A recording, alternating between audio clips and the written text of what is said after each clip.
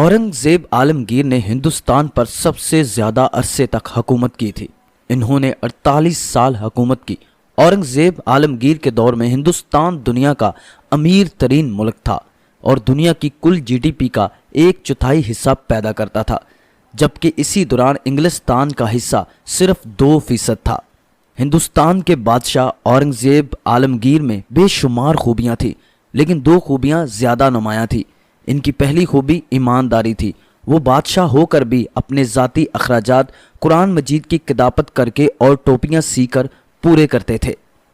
और इनकी दूसरी खूबी इनकी याददाश्त थी।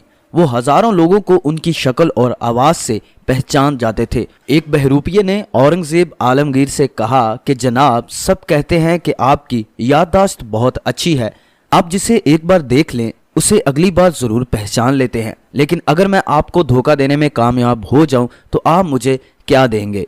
अच्छा ने कहा, जो तुम चाहो तुम्हें मिल जाएगा। बहरूपिया चला गया। चंद माह बाद वो ताजर बनकर दरबार में दाखिल हुआ। बादशाह ने उसे फौरन पहचान लिया। वो 3 साल बाद वो सफ़ीर बनकर दरबार में आया। बादशाह ने उसे एक बार फिर पहचान लिया। वो दरबार से निकला और हैदराबाद दक्कन चला गया और वहाँ एक पहाड़ पर दरवेश बनकर बैठ गया। वो सारा दिन और सारी रात इबादत करता रहता। थोड़े अरसे बाद वो पूरे इलाके में दरवेश मशहूर हो गया। शुरू में इलाके के लोग उसके पास आने लगे, फिर हैदराबाद के अमरा और रईस उसके पास पहुंच गए, फिर दिल्ली के दरबार के वुज़रा वहां आने लगे और एक दिन औरंगजेब आलमगीर भी उसके हुजरे में दाखिल हो गया। बादशाह ने उसे मिलकर उसकी शख्सियत से इतना मरहूब हुआ कि उसके पाँव में बैठ गया। बहरूपिया ने बादशाह को जब पाँव में बैठा देखा तो उसने कहका लगाया और बोला, जनाब, आपने मुझे पहचाना?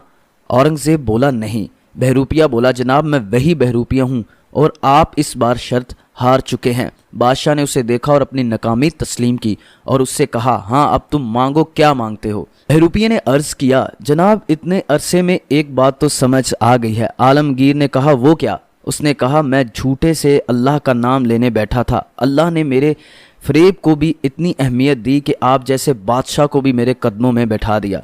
मैं सोचने पर मजबूर हो गया कि अगर सच्चे दिल से अपने अल्लाह को याद करूं तो आप तसव्वुर कीजिए कि अल्लाह ताला मुझे क्या क्या नहीं देगा। बहरूपिये ने बादशाह को सलाम किया और जंगल में निकल गया। मुअज़्ज़ज़ सामीन, गौर तलब बात यह है कि हमारे हुक्मरान, हमारे सियासतदान झूठे मुंह से झूठे वादे करते हैं, लेकिन अल्लाह ताला और अवाम दोनों उन झूठे वादों के बावजूद उन्हें इक़्तिदार के तोहफे पर बिठा देते हैं।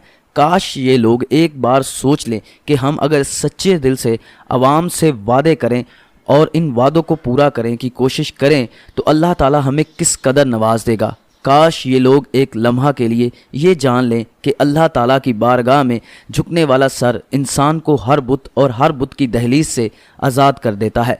काश ये लोग सिर्फ एक बार सच्चे दिल से आवाम की खिदमत करें। मुझे यकीन है कि इस मुल्क में कोई ताकत इनके इक़्तिदार के टकराने की जुर्रत नहीं करेगी। अच्छे और बेहतरीन वाक़यात सुनने के लिए चैनल को सब्सक्राइब करें।